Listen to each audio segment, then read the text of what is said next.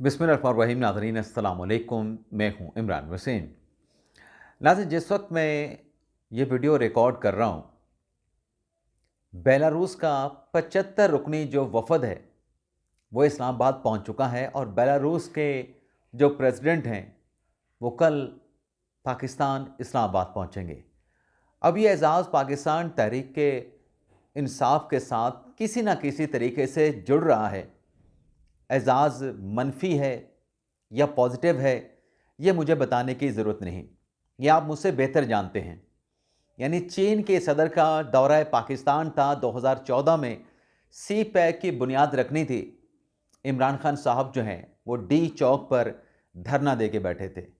अभी SCO conference का इनेकाद होना था, इमरान खान की जानिब से एहतजाज की कॉल दे दी गई और उस कॉल के नतीजे में हुकूमत तहरीक इंसाफ के साथ मुज़ाकरात के लिए इंगेज हुई, लेकिन पीटीआई ने उस वक्त बिल्कुल इनकार कर दिया कि हम अपनी कॉल वापस नहीं लेंगे। फिर क्या हुआ? उस कॉल का नतीजा क्या निकला? गंडापुर साहब चाइना चौक तक तो पहुंचे, लेकिन डी चौक तक अपने काफिले को ना ले जा सके। तो ये दूसरा मौका था कि 27 साल के बाद पाकिस्तान में इतना बड़ा इवेंट होने जा रहा था, लेकिन तहरीक इंसाफ ने अपनी सालों की 11 साल पुरानी जो रविश थी उसको बरकरार रखा। आज भी आप देखें कि जो तहरीक इंसाफ की फ़ाइनल कॉल है एहतजाज की, वो 24 नवंबर की है और 24 नवंबर को आज बेलारूस का 75 रुकनी डेलीगेशन पाकिस्तान पहुंचा है। कल उनके प्रेसिडेंट आ रहे हैं। ज़ाहिर सी बात है कि दोनों ममालिक के दरमियान ताल्लुकात भी होते हैं, लेकिन कुछ मुआशी मुआहदे भी होते हैं। बेलारूस के भी पाकिस्तान से कुछ तवक्कुआत होंगी, कुछ पाकिस्तान की एक्सपेक्टेशन होंगी, लेकिन जब इस तरह की अनसर्टेनिटी होगी, अदम इस्तेहकाम होगा, तो हम क्या ये पैगाम दे के मुल्क की खिदमत कर रहे हैं या मुल्क का नुकसान कर रहे हैं? एक तो नाज़रीन ये चीज़ आपके साथ हमने शेयर करनी थी।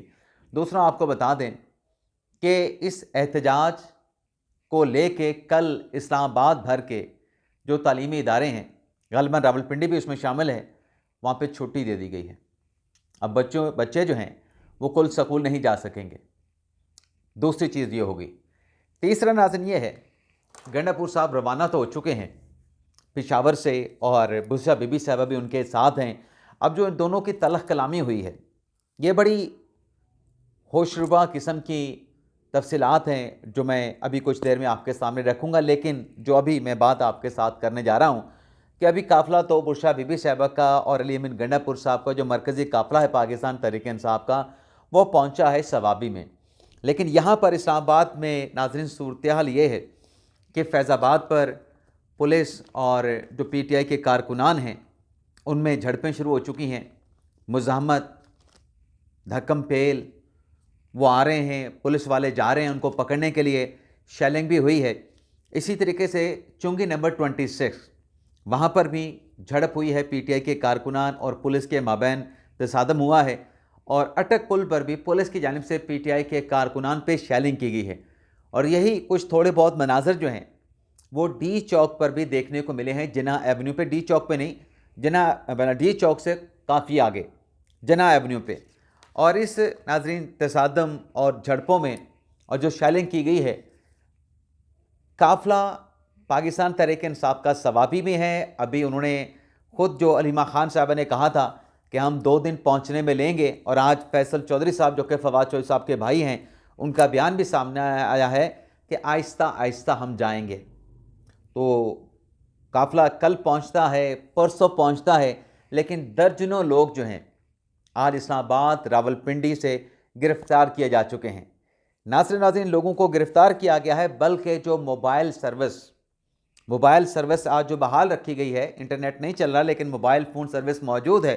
तो ये मोबाइल फ़ोन की जो कनेक्टिविटी है, जो सर्विस की मौजूदगी है, इसके बारे में ये बताया गया है कि इस सर्विस के ज़रिए भी जो BTS टावर्स हैं उनके ज़रिए जो लोग इस्लामाबाद में आ रहे होंगे, जा रहे होंगे, उनका डाटा इकट्ठा करके इन लोगों के ऊपर जो है वो नज़र रखी जाएगी। अब जो लोग इस्लामाबाद से अब तक गिरफ़्तार हुए हैं, रावलपिंडी इस्लामाबाद के संगम से, फैज़ाबाद से, जिन्ना एवेन्यू से या और भी किसी इस्लामाबाद की जगह से या चेक पोस्ट पे या नाके पे, तो उसमें सरकारी मुलाजमीन भी गिरफ़्तार हुए हैं। अब सरकारी मुलाजमिन कहते हैं कि हमने कार्ड दिखाया लेकिन हमें भी पकड़ लिया गया। और भाई छुट्टी के दिन आप ऐसे मौक़ों पे जहाँ पे आपको पता है कि गिरफ्तारी का खदशा, आप क्यों जा रहे हैं? इसका मतलब है कि आपकी दाढ़ी में भी, आपकी वो कहते हैं ना कि दाढ़ी में क्या होना, वो एक मिसाल है मेरे जहन में नहीं आ रही, वो एक होता ना कि दाल में कुछ काला होना, दाढ़ी में तिनका होना, तो ये वही वाली मिसाल है। भी आपको जाने की क्या ज़रूरत थी? आप पकड़े गए तो अब आप सरकार का दिखा रहे हैं, तो सरकारी मुलाजिम है तो आपको तो इस तरह की एक्टिविटी से रोका गया है। बानी पाकिस्तान का फरमान है कि आपने किसी सियासी जमात के साथ अपनी वाबस्तगी नहीं रखनी, आपने गैर जानिबदार रहना है। आप फिर जानिबदार बन के ऐसे मौक़ों पर चले तमाशा ही देखने आए थे, क्यों तमाशा देखने के लिए आए? एक तो नाज़रीन ये डेवलपमेंट हुई है। और सबसे नाज़रीन खूबसूरत जो वारदात डाली है वो नाज़रीन फैसलाबाद में डाली गई, जहाँ पर पीटीआई के कुछ जो मतलब वहाँ पर जो लोग थे, रहनुमा थे, 8 गाड़ियाँ उन्होंने सजाई एक बारात के रूप में, शक्ल में, और इस्लामाबाद के लिए रवाना होने लगे तो पुलिस वालों को भनक पड़ गई और पुलिस वालों ने उनको पकड़ लिया और 8 गाड़ियों में से 27 लोगों को गिरफ्तार किया गया है। अब जो दूल्हा साहब हैं उनका मौक़िफ़ है कि ये तो हमारी जेन्युइन बारात थी, लेकिन पुलिस ने हमें पीटीआई के कारकुनान समझ के जो है वो पकड़ लिया है और हमारे लोगों को गिरफ़्तार कर लिया है और हमें बारात पर जो है वो जाने नहीं दिया गया है। अच्छा चलें, ये तो एक बारात वाला सीन हो गया। अब मुल्तान में क्या हुआ है? मुल्तान में नाज़रीन आमिर डोगर साहब गिरफ़्तार हुए हैं, ज़ैन कुरैशी साहब गिरफ़्तार हुए हैं, इन्हें घरों पर नज़रबंद कर दिया गया है। और दूसरा वो राय हसन नवाज़ खरल साहब, मैंने एक वीडियो भी सोशल मीडिया पे डाली थी अपने x.com पे, उसमें पुलिस आके उनकी गाड़ी में बैठ जाती है और उनको लेके चली जाती है। यानी ये जो आज इनकलाब आना था, अब मैं आता हूँ अपने आहिस्ता मुद्दे पे, कि एक एमएनए जो है वो 10 हज़ार बंदा लेके निकलेगा और जो एक एमपीए है वो 5-5 हज़ार बंदा लेके निकलेगा और अवाम का समंदर होगा डी चौक पे। तो ऐसे तो नाज़िम मनाज़र नहीं बने हैं। 10-12 गाड़ियाँ किसी के साथ हैं जो दिखाई गई हैं, इससे ज़्यादा नहीं। और कुछ लोग तो ये भी कह रहे हैं कि जो पेशावर से सवाबी तक का रास्ता खोला गया है, ये भी इसी चीज़ को चेक करने के लिए कि कितने लोग ये इकट्ठे कर लेते हैं सवाबी के इंटरचेंज पे। इनका देखा तो जाए कितने बंदे इकट्ठे करते हैं, तो लाखों, 10 लाख, 20 लाख, 25 लाख लोग इकट्ठा करने की बात कर रहे हैं, तो देख लेते हैं ये कितने लोग इकट्ठे कर पाते हैं। तो अभी तक नाज़रीन बात यह है कि पीटीआई के जो लोग हैं जिन पे जिम्मेदारी ये डाली गई कि आप बंदे लेके आएंगे, वो खुद अपनी गिरफ्तारियां दे रहे हैं, खुद अपनी गिरफ्तारियां करवा रहे हैं। ये चीज़ वीडियो के ज़रिए देखने को मिली है। अब आ जाते हैं नाज़रीन जो डी चौक पे पहुँचे हैं या फिर डी चौक पर पहुँचने का जो टास्क है। अब जब मरकज़ी काफ़िला पेशावर से निकलने लगा तो कल आपको याद होगा कि ये ऐलान किया गया था कि बुशरा बीबी साहबा इस काफ़िले में शरीक नहीं होंगी। और बुशरा बीबी साहबा की जो अपनी तर्जुमान हैं मिशाल यूसुफजई साहबा, उनका स्टेटमेंट ही आया था, मीडिया को दिया गया था बाज़ाब्ता तौर पे कि आप चलाएं कि बुशरा बीबी साहबा अलील हैं और वो कल के फाइनल कॉल के एहतजाज में शामिल नहीं होंगी। और कहा गया कि अली अमीन गंडापुर साहब जो हैं वो एहतजाज को लीड करेंगे।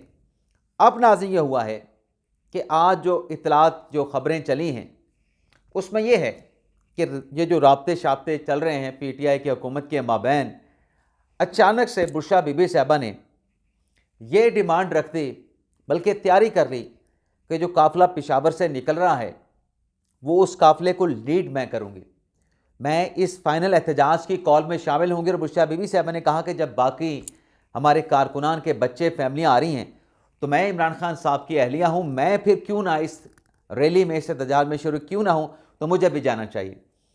तो उस पर अली अमीन गंडापुर साहब ने जो रिपोर्ट किया है, अंदर की बात भी करते हैं।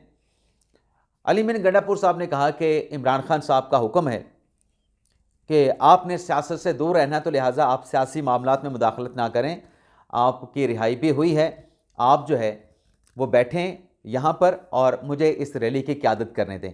लेकिन बुशरा बीबी साहबा बस ज़िद हुई, जैसे इमरान खान साहब भी ज़िद्दी है ना, वैसे बुशरा बीबी साहबा भी डट गईं और अब बुशरा बीबी साहबा जो है उस काफ़िले के साथ हैं।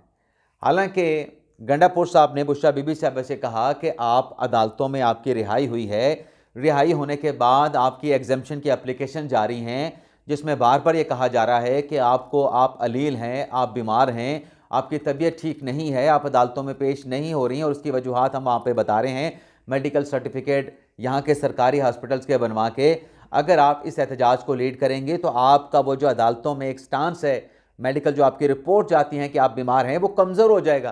पहले ही अली बिन गंडापुर साहब ने कहा कि आपको जो 190 मिलियन पाउंड केस में आपको अरेस्ट वारंट जारी कर दिए गए हैं और इसके साथ साथ आपकी बेल कैंसिलेशन के लिए इस्लामाबाद हाई कोर्ट से रिव्यू कर लिया गया है, तो ये मुश्किल पड़ जाएगी।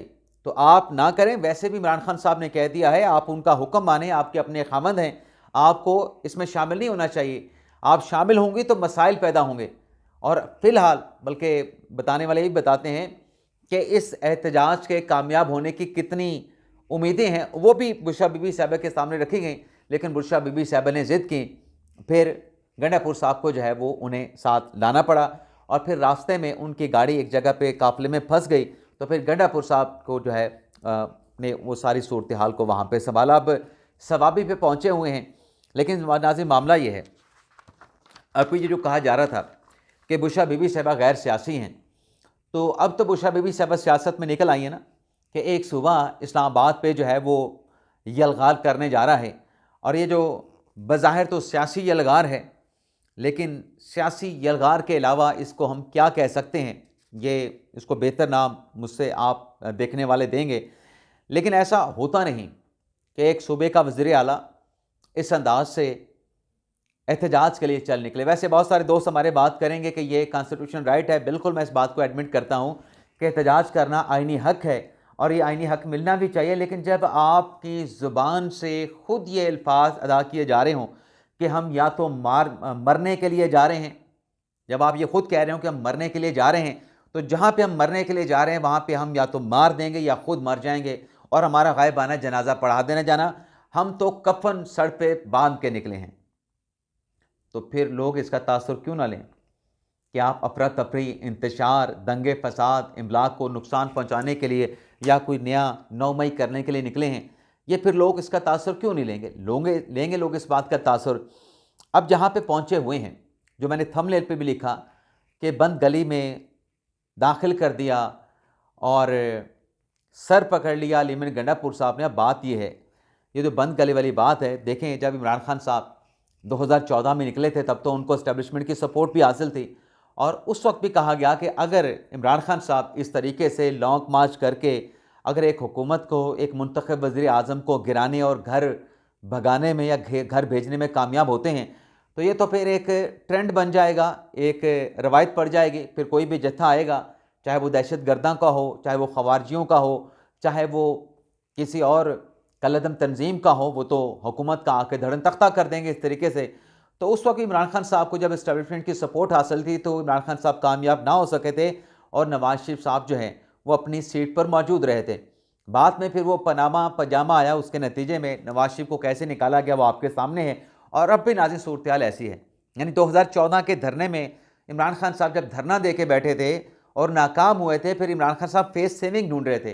तो फिर जब APS का वाक़या हुआ था तो इमरान खान साहब ने अपना धरना ख़त्म करने का ऐलान किया था। अब तो इमरान खान साहब को वो वाली सहूलत भी मैसर नहीं है, वो एस्टेब्लिशमेंट वाली, वो सपोर्ट वाली, वो खलाई मखलूक वाली। अब तो निकले हैं अपने दम पे और आज हालात आपके सामने हैं कि कितने लोग इनके साथ हैं, कितने काफ़िले मुल्क भर से निकले हैं। आपको कोई ऐसा पैनिक दिखाई नहीं दे रहा होगा, लेकिन बहरहाल मजमा तो लेके निकले हैं, ये तो मानना पड़ेगा। जितना भी है, थोड़ा है ज़्यादा है, अपने कॉल के ऊपर तहरीक इंसाफ वाले निकल पड़े हैं। अब मैं जो हम बार बार बात करते थे कि अगर ये इस्लामाबाद में दाखिल भी हो जाते हैं, वैसे तो अब सवाबी से आगे, क्योंकि सवाबी तक तो रास्ता खुला था, सवाबी से आगे जो मोटरवे है वो मुकम्मल तौर पे बंद किया गया है। असल जो इनका इम्तिहान शुरू होना है वो यहाँ से शुरू होना है कि अब आपने इस्लामाबाद D चौक पे पहुँचना कैसे है। आगे अटक पुल भी है, वो बुरहान के करीब भी रुकावटें हैं, कटी पहाड़ी के करीब भी रुकावटें हैं, पुलिस खड़ी है, भारी नफरी तैनात की गई है, मुसल्ला पुलिस एहलकार, सिक्योरिटी के जवान हैं। तो इस सारी रुकावटों को ज़ाहिर सी बात है कि फेस तो करना है। फेस करते हुए और चलें मान लेते हैं कि अबूर करते हुए D चौक पे पहुंच जाते हैं और आके बैठ जाते हैं। जब वो आए थे अपने तहरीरुल कादरी साहब, इमरान खान साहब, पहले दिन मुझे याद है कि 25-30 हज़ार बंदे उनके साथ थे। 25-30 हज़ार बंदे उनके साथ थे। 25-30 हज़ार नहीं होंगे, लेकिन 20 हज़ार तो लाजमी होंगे दोनों के साथ। लेकिन चले 25-30 हज़ार भी रखें, इतना बड़ा मजमा ला के जब बैठे थे तो क्या हासिल करके गए थे? फिर भी नाकाम गए थे। और ये भी अगर इतना बड़ा मजमा ला के बैठ जाते हैं और इतने लोग नहीं आएंगे, मैं आपको मेरा ये अंदाज़ा है, हो सकता है मैं गलत हूँ, मेरा अंदाज़ा ये भी है, मेरा गेस वर्क ये भी है कि शायद इस्लामाबाद शायद ना पहुँच सकें, और अगर पहुँचते हैं तो इतने लोग इनके साथ नहीं होंगे, और अगर आके बैठ भी जाते हैं तो फिर यहाँ पे सर्वाइव करना, यहाँ पे बैठे रहना और इस्तकामत के साथ, हिम्मत और जज्बे के साथ बैठे रहेंगे। लेकिन फिर सवाल यह है कि आपने मुतालबा कैसे मनाना है। सिर्फ हुकूमत तो फिर ये करेगी, आप बैठ गए हैं, उसको कॉर्डन ऑफ कर देगी, आपके चारों तरफ में पुलिस की भारी नफरी तैनात कर दी जाएगी, और फिर वहाँ पे खाना है, पीना है, जीना है, मरना है, सोना है, जागना है, पीना है, तो वो बहुत सारी चीज़ें होंगी। लेकिन चलें, अब बंद निकलने वाली, वो बंद गली वाली सूरत हाल तो पैदा होगी, लेकिन अगर बंद गली में चले भी जाते हैं तो फिर हुकूमत के ऊपर भी एक जिम्मेदारी आ जाती है कि यार अब ये बंद गली में फंसे हैं, अब इनको कोई फेस सेविंग दें, इनको यहाँ से निकलने का रास्ता दें। तो देखते हैं। बहरहाल अभी तो वो कहते हैं ना कि खेल शुरू हुआ है और पिक्चर अभी बाकी है। अभी तो हम गैस वर्क कर रहे हैं, एनालिसिस कर रहे हैं, लेकिन ये फैक्चुअल बात है कि जितने लोग ये निकालना चाह रहे थे उतने लोग अभी तक जो है वो निकले नहीं हैं। चाहे वो मजमा सवाबी तक भी पहुंचा है, वो इतनी बड़ी तादाद में लोग लेके जो है वो नहीं पहुंचे हैं। और अब अगर इस मजमे के नतीजे में एक और चीज़ भी, एक और अजम्पशन भी, कि अगर इमरान खान साहब की रिहाई हो भी जाती है इस एहतजाज के नतीजे में, तो फिर ये पहली तो होगी इमरान खान साहब की रिहाई, लेकिन आखिरी नहीं होगी। फिर वो जो दहशतगर्द हम पकड़ते हैं, जो रियासत को चैलेंज करने वाले, अमन व अमा की सूरत हाल पैदा करने वाले, अफरा तफरी इंतशार पैदा करने वाले, वो भी फिर जत्थे लेके आएंगे और अपने लोगों को इस तरह से रिहा करवाएंगे। और इमरान खान साहब भी अगर एग्जेक्टिव ऑर्डर के ज़रिए रिहा होते हैं, यानी हुकूमत अगर एग्जेक्टिव ऑर्डर के ज़रिए इमरान खान साहब को रिहा करती है, तो ये पूरी ज़िंदगी इमरान खान साहब के फेस पे एक स्टिग्मा होगा कि नून लीग की हुकूमत ने, पीपल्स पार्टी की हुकूमत ने इमरान खान साहब को एग्जेक्टिव ऑर्डर के ज़रिए रिहा किया था। इमरान खान साहब जो है वो अदालतों से रिहा नहीं हुए थे। तो ये नाज़रीन हमारा व्लॉग, आपसे इजाज़त चाहते हैं। अल्लाह ताला हम सब का हामी नासर, और अपनी दुआ में याद रखिएगा। अल्लाह हाफिज़।